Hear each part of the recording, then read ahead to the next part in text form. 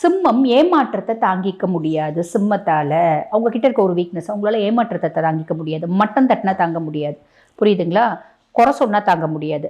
அப்ப தன்னை வந்து பாத்தீங்கன்னா கேவலப்படுத்தினா தாங்க மாட்டாங்க சிம்மம் அப்படின்னு சொல்ல. உண்மையாவே அந்த பையன் கேவலப்படுத்திக்க மாட்டான். அந்த பையன் வந்து ஆல்ரெடி ஒரு பொண்ணை லவ் பண்ணியிருந்திருக்கலாம். இல்ல நான் ஆல்ரெடி ஒன்று பொண்ணை லவ் பண்றேன் அப்படின்னு சொல்லிட்டு இந்த பொண்ணை ரிஜெக்ட் பண்ணிட்டா வீட்டுல வந்து கதவு சாத்திட்டு அழுவுறது. ஆனா வெளில வந்தா கெத்த வர்றது. என்னடி பண்ண உள்ள இவ்வளோ நேரம் அம்மா கேட்குறேன்னு வச்சுக்கம்மா, படிச்சுட்டு இருந்தம்மா, வேலை இருந்துச்சுமா, சும்மா நொய்ன்னு நொச்சு கொட்டிகிட்டே இருக்காது, உங்கள் வேலையை போய் பாருமா அப்படின்னு கத்துவாங்க. கோவத்தை எப்படி யார் யார் மேலே காமிக்க முடியுமோ அப்படி காமிப்பாங்க. எப்போ பாரு உனக்கு வந்து ஏதாவது கேட்டுகிட்டே இருப்பியா, நான் படிக்கிறேன்னு தெரியாதா, என்னை டிஸ்டர்ப் பண்ணிகிட்டே இருப்பியா, வந்து டக்கு டக்கு டக்கு டக்குன்னு கதவு தட்டிகிட்டே இருப்பியா, நீ உனக்கு அறிவே இல்லையா அப்படின்னு கத்துற பிள்ளைங்க சிம்மமாக இருக்கும் அப்படின்லாம்.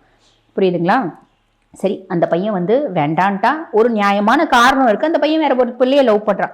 உடனே இந்த பொண்ணுக்கு பயங்கர ஈகோ வந்துற. என்ன நீ வேண்டாட்டியா? அந்த பையன் முன்னாடியே கேட்கும், என்ன நீ வேண்டானியா? என் அழகு என்ன, என் அறிவு என்ன, என் திறமை என்ன, என் படிப்பு என்ன, என்னோட புத்திசாலித்தனம் என்ன, நீ எனக்கு கால் தூசுக்கு சமம், என்ன வேணான்ட்டல, என்ன வேணான்ட்டல அப்படின்னு சொல்லிட்டு பயங்கரமா ரியாக்ட் பண்ணிட்டு வீட்டில் வந்து ஆனா எதிர்க்க கோபத்தை காமிக்கிறது, வீட்டில் வந்து விரக்தியில் அழுவுறது.